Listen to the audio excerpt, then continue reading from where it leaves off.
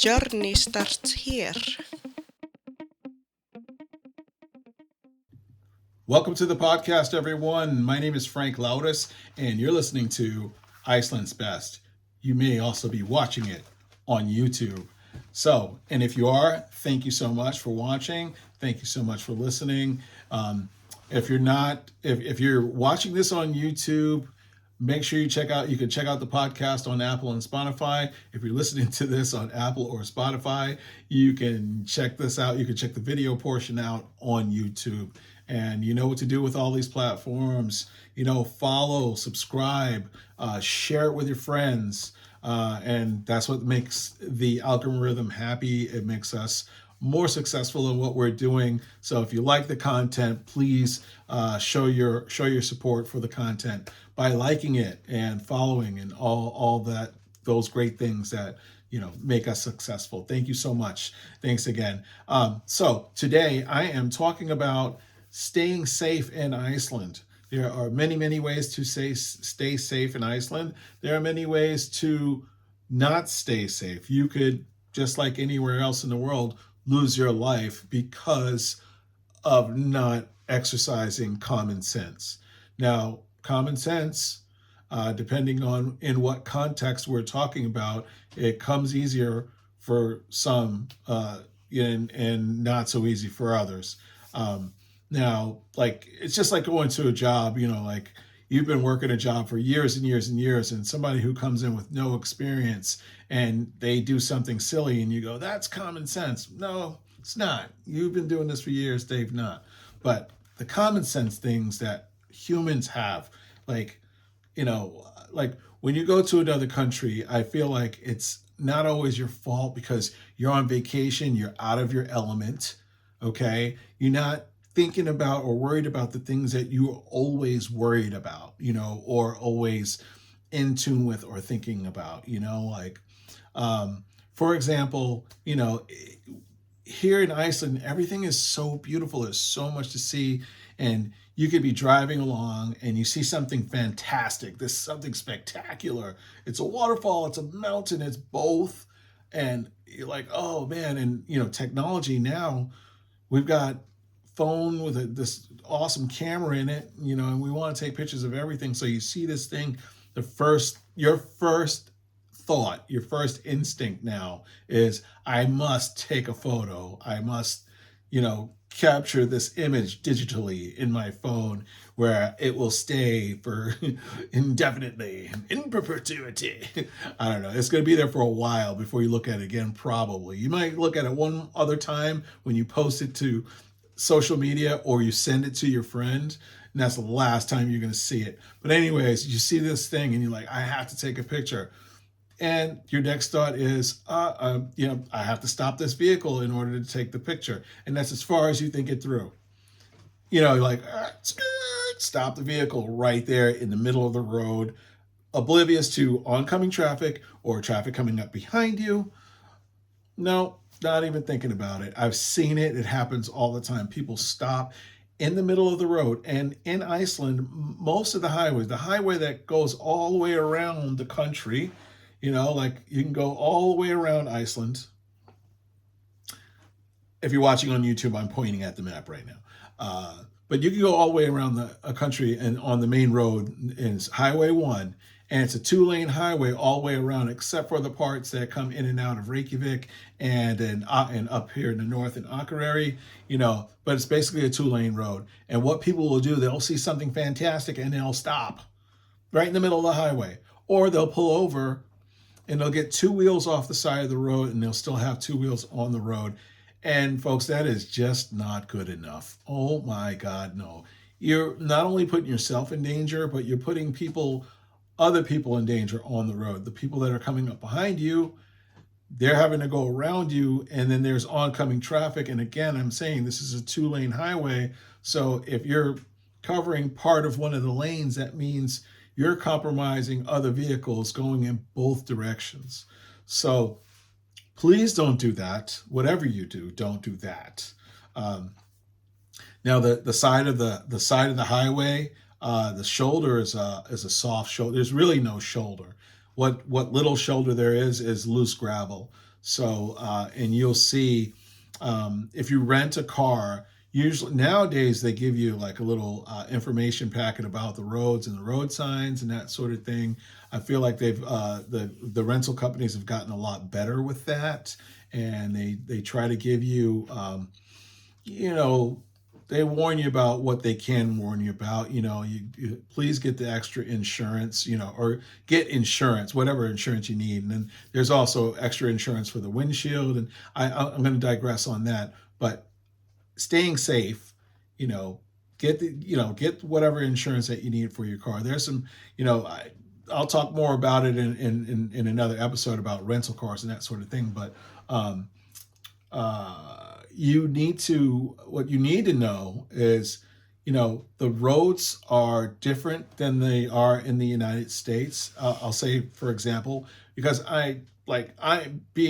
growing up in the U.S., most of the roads are flat. You got some curvy roads in the mountains, and in the Appalachians, and in the mountains in different places, Colorado, West Virginia, different places like that. You have these winding roads. Different places in Connecticut, I've seen these roads, and in New Hampshire and Maine. But for the most part, they're flat, and it seems like the lanes are wider in the U.S. than they are here. There is a website you can go to, and I'm going to put it up on the screen. It's called Vegagerðin, and it's basically the Icelandic Road Authority. All right, so you can look that up as well. I'll put that link up as well. I'll put it in the notes.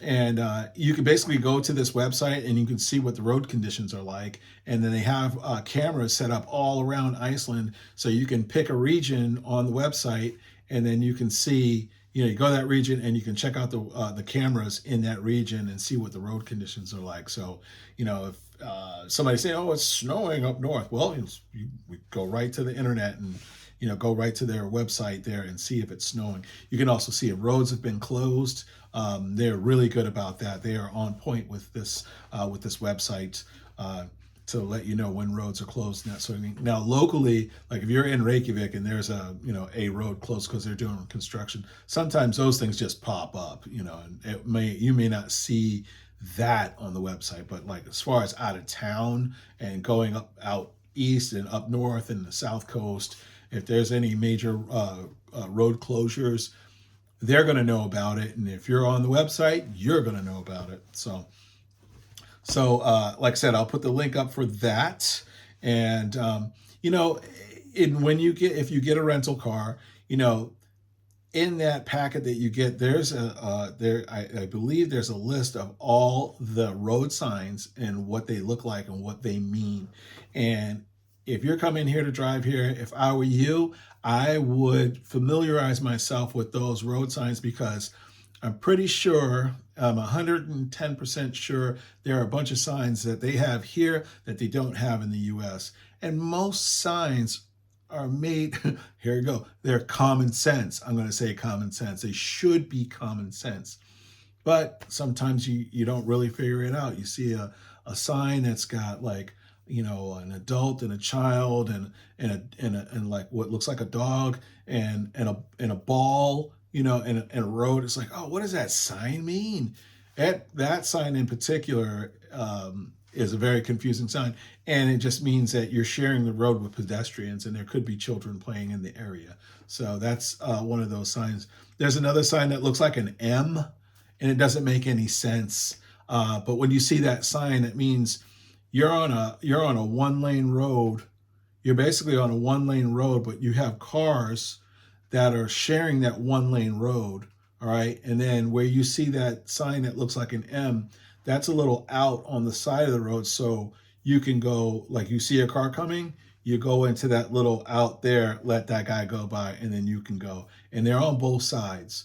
So, whomever, decides to let the other person go first, you go into that little, whoever's closer to the little, and to the little side, little enclave there, goes into it first, and they let each other pass. So when you see the sign, you have no clue that it means that, because that doesn't, That's a non-common sense sign, I would say.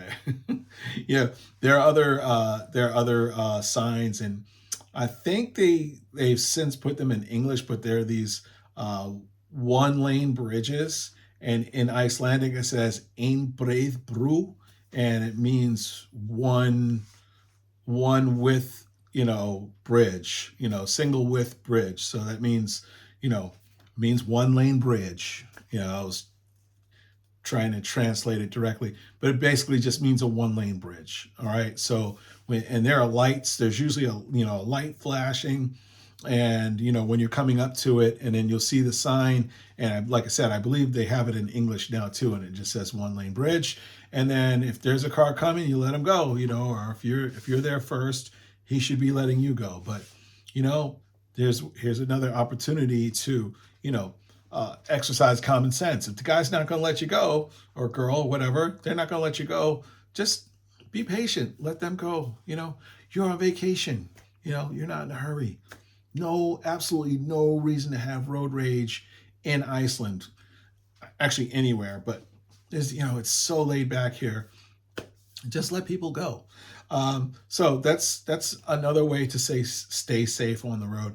I'll say this about the roads: they're uneven in a lot of places, and then they have like humps in the road. Okay, so the uneven part, a lot of the roads have these ruts in them, and it's from the nail tires. In the wintertime, the majority of people switch over to nail tires.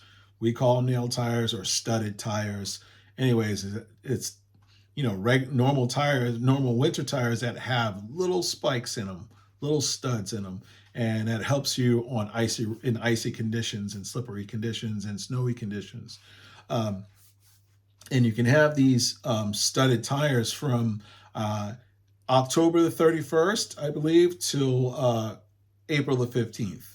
It's easy to remember. It's like Halloween to tax day. That's when you could have it. Outside of outside of those dates, you could get a fine. I believe it's 35,000 krona per tire. So you're looking at about 100. I'm not that good at math. 140,000. If you have them on all four, sometimes people only put the studs on their drive tires. Okay. So if you have front wheel drive, they'll put them on the front tires, or it's rear, and so forth. So you can have those. And so what they do is they create ruts in the road. So as you're driving along, when you go to switch lanes and you come out of a rut, you need to really, if at speed, if you're passing someone, you need to hold on to that wheel, because you could lose control. And with the humps in the road, there's usually a sign if there's a big hump in the road, but there are a lot of places where there are humps in the road and there's no sign that warns you of it. Okay. Now that brings me to the next way of staying safe is, paying attention to the speed limit. Those speed limit signs. So here in Iceland, the speed limits are, in residential areas, you'll see 30 kilometers an hour, which is about 20 miles an hour, something like that, roughly. You can look on the internet and do these conversions yourself, but on the highways, so it's 30 in residential areas. Anywhere else where it doesn't say 30 inside of the city limits, it's probably 50. It'll be 40, 50, or 60. But a lot of places, I believe it's 50 if it's not posted. All right. But normally, normally it'll be posted somewhere. But if you don't see anything, and you're not in in a heavy residential area, it'll be 50. Just know if you see a bunch of houses and you're in an area where what a residential area looks like, it's 30 kilometers per hour, which is about 20. Okay. Now, when you're out on the highway, it's 80. And then when you go out in the countryside, it's 90. All right. So 80 to 90 kilometers per hour is like 55, 60 miles an hour. Okay. Like I said, look on the internet, do the conversion yourself. Don't take my word for it, but it's not that fast. All right.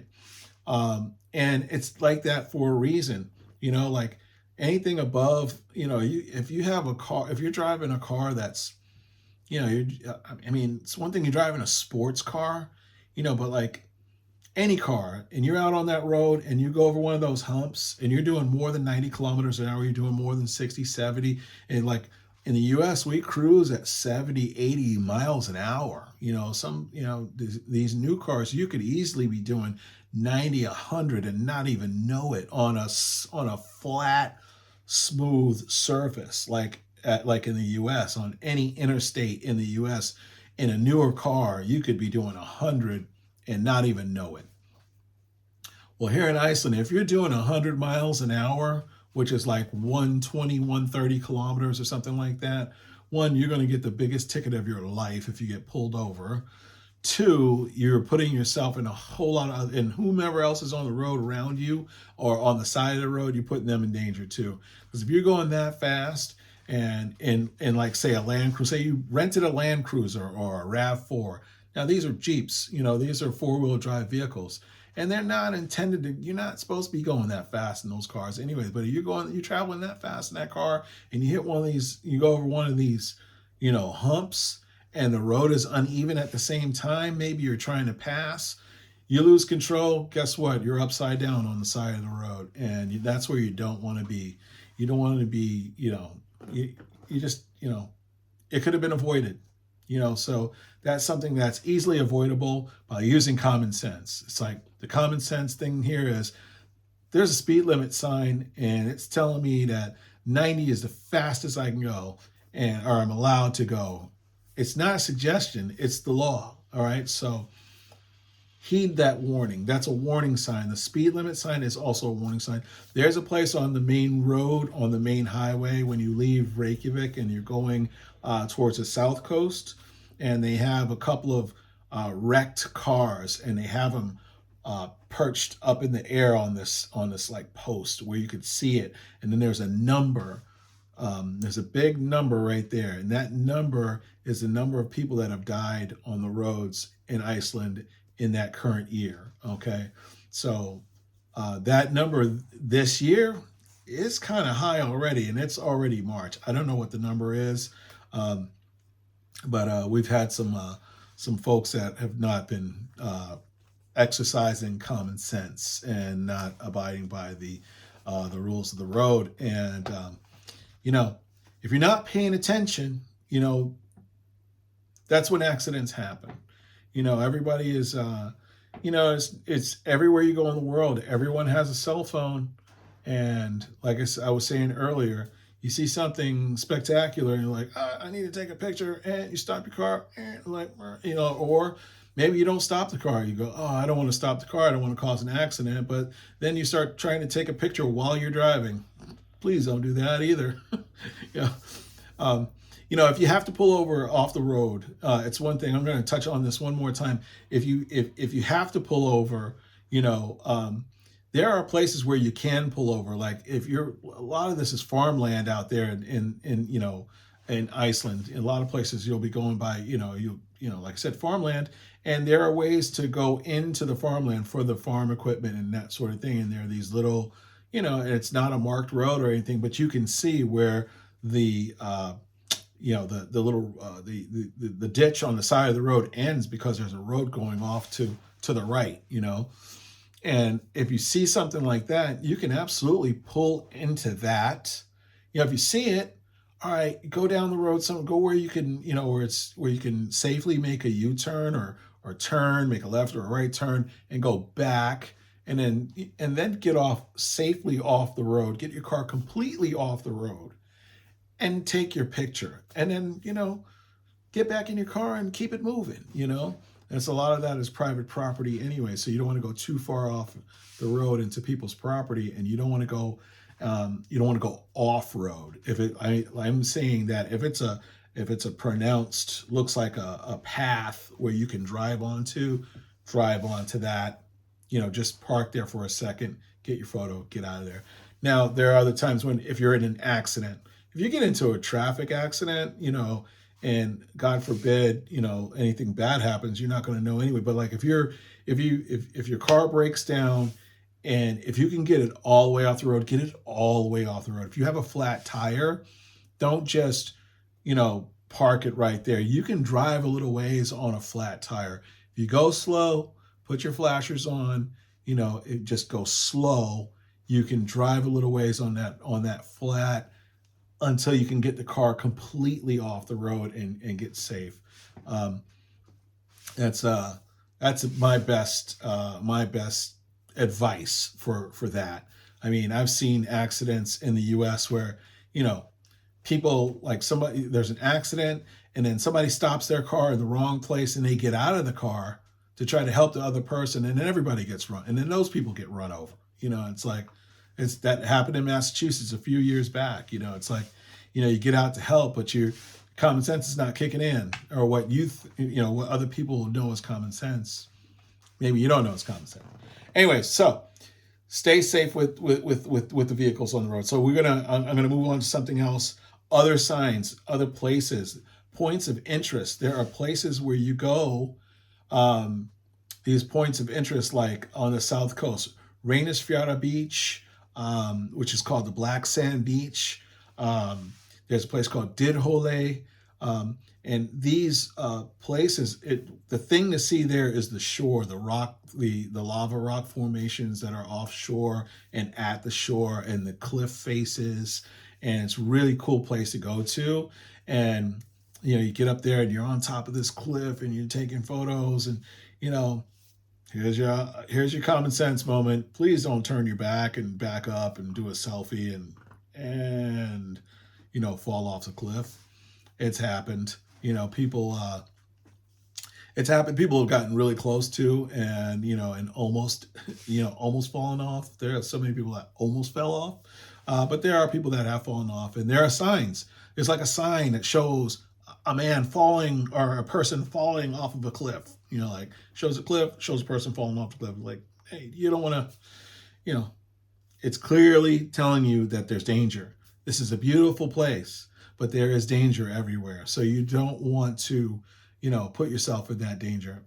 Now, as far as the beach is concerned, we have this thing, they're called sneaker waves. They call them in English.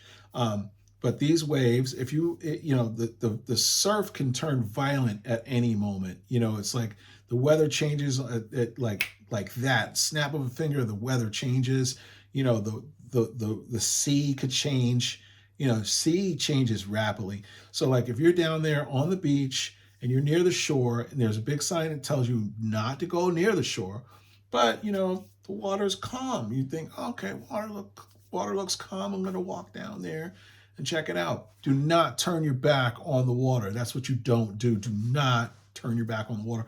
You have your, like, especially like now, it's cold now, it's, in wintertime, people come in the wintertime, and, when it's cold and you got a couple of layers of jackets on, you got a jacket, you got your shell, you got your wool underneath, and like I said, a couple of layers there, you got a couple of layers on your legs, base layer, shell, you're wearing boots, you got on gloves, you got on a hat, and you're standing there at the shore with your back to the ocean, dun, dun, dun, dun, boom, wave comes in, knocks your feet out from under you, and now it's dragging you out to sea because you're on your back and you have all these clothes on. Maybe you can't get up right away. Maybe you're a little bit older, or this happened more than once. There's a video actually on YouTube that you can see, and it's pretty disturbing. It's a few people. There was a person, they had a camera on a tripod and were filming at the water, and the people were standing there at the shore, and the waves are crashing in, and what looked like an older lady, and she had her back turned to the wave came in, took her feet out from under her, and she was on her back, and she just went straight out with the water. And there was another person there that tries to save her, and I think both of those people lost their lives that day because he ran in to try to get her, and he couldn't, and like, he wasn't strong enough. These are older folks, but at the same time, it doesn't matter how old you are. The sea is undefeated. Like, in situations like this, just don't try your luck. There are other videos of people. They're racing the waves in. Like, the wave comes in, they try to outrun it, and sometimes people get knocked down, and There's a lot of that. As a matter of fact, there's a sign. There's a couple of these places. There's a sign, and on the sign, there's a photo of a person in the surf uh, that's in need of rescue. And then right next to it, it has a cross, and it'll say, deaths have happened in this place. So they make it very, very, very clear. And in some places it's in different languages. It's in English, it's in German, it's in Chinese, it's I think in Portuguese as well. Yeah, so it's in like 3 or 4 different languages. And they try to make it really simple for you to have fun and be safe. So heed the warnings, heed all of the warnings, and they're there for a reason. I talked about, I'm just kind of glancing at my notes a little bit. I talked about pulling over off the side of the road, the points of interest. There's a place called Lauterbjörk. I love that place. It's a sheer cliff face, and birds go there and they nest in that cliff face. And it is the westernmost part of Iceland. It's up here. Again, if you're watching on YouTube, you can see what I'm pointing at. But this whole area up here is called the West Fjords. It's the northwestern part of Iceland, and it's a mountainous area. And all these fjords, they're beautiful. All the roads are sort of carved into the mountainsides, and it's like there's no guardrail. You're driving along and you're just looking straight down. It's a drop off. And there are places where you have to drive over a mountain, and it's like, it's a zigzag road up and a zigzag road back down. But at Lauterbjörk, this cliff face at the westernmost part of Iceland, such a beautiful place. But you're standing at the top of a sheer, cliff face. It's like if you get close enough, you'll fall off. And there's a sign there that says, if you fall off, you're not likely to survive the fall. And if you have any common sense and you're looking at that cliff, and because there are parts of the cliff where you can stand near the edge and you can see the cliff face and you can see the birds flying in and out and you can get photos. And there are other places that are just not safe to stand so close to the edge, but you can see, and then there are pictures of what it looks like and how far down it is and all that. You want to be really careful, but you definitely want to go see it. That's one of the places. The West Fjords, I highly recommend going there. This Snæfellsnes Peninsula here to the north and the West Fjords, that's a trip all in itself. So if you're coming to Iceland, there's so many things to do and see, and so many things to take photos of. But there are so many great places to get great photos and be safe.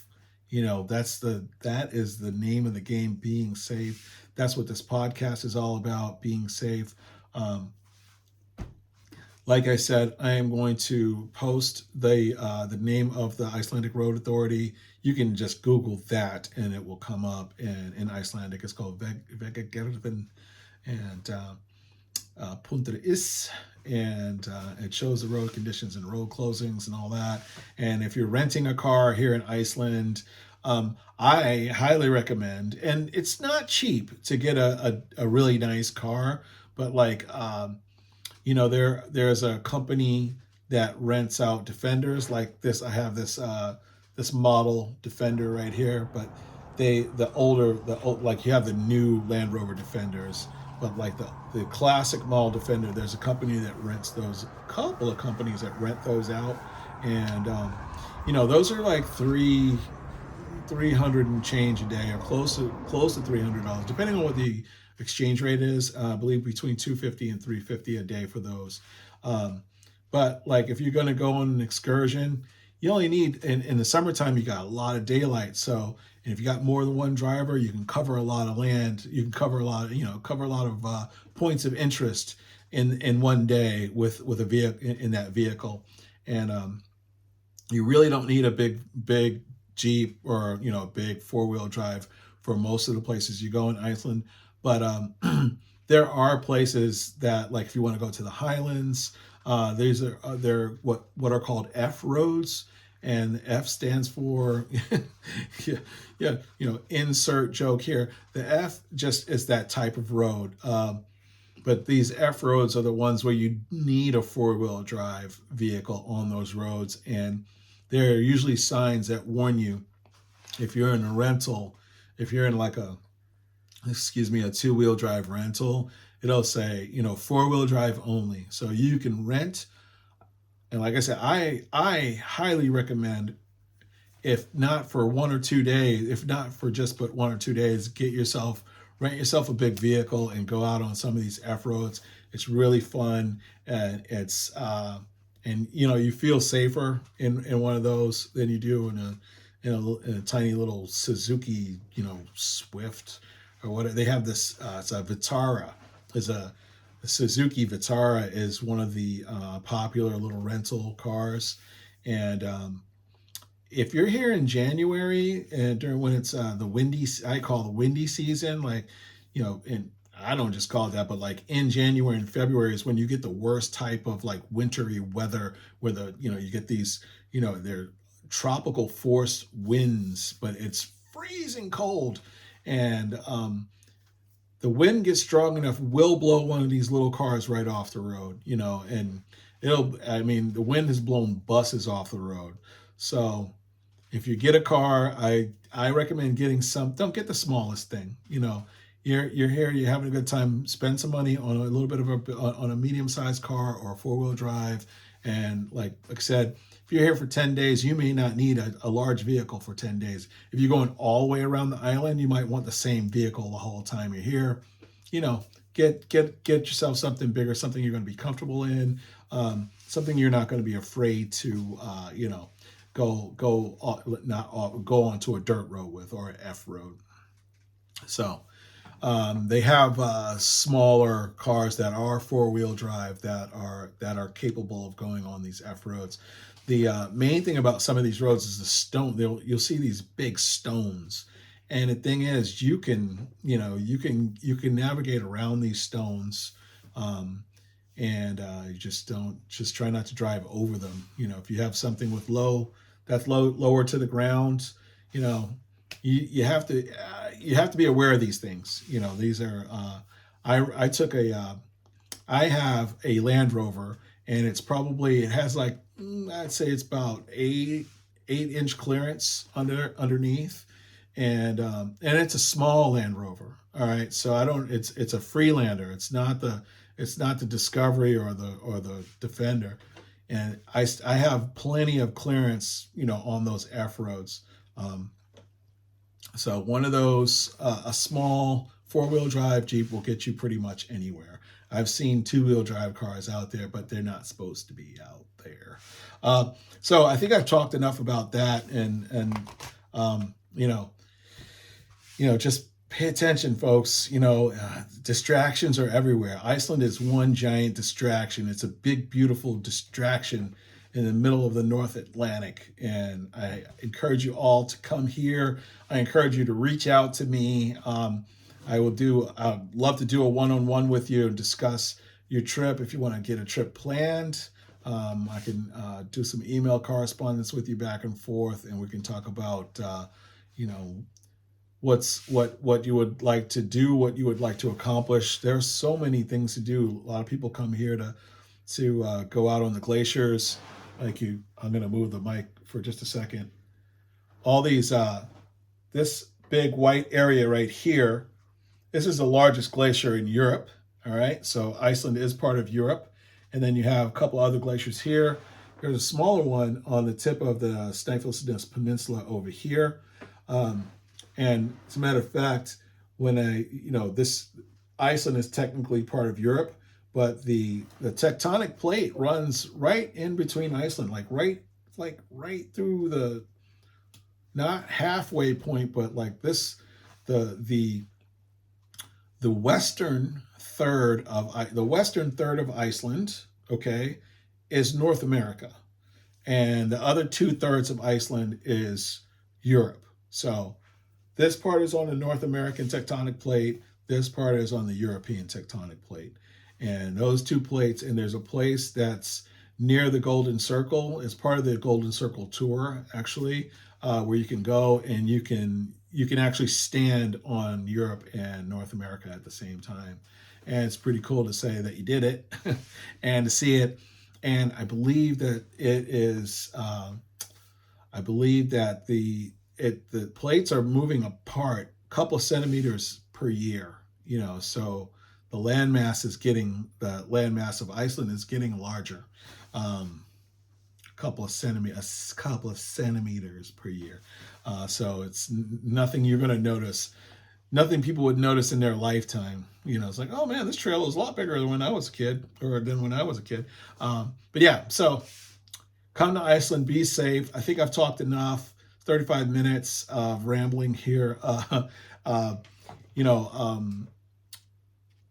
Like I said at the top of the show, if you're watching this on YouTube, please check me out. Check out the podcast on Spotify and Apple, and wherever else you download fine podcasts. And if you're already on Apple or Spotify, then you can check me out on YouTube if you want to see the video. If you want to see me actually ramble on for 35 minutes, really appreciate your support. And I will leave some things in the show notes about the Icelandic Road Authority, like I said, and maybe a couple other tidbits so you could be safe. And don't forget, tell a friend that you have a friend in Iceland, and that's me, Frank Laudus. Thanks for watching. Thanks for listening. And we're gonna end it right there. So thank you. And until next time, be safe.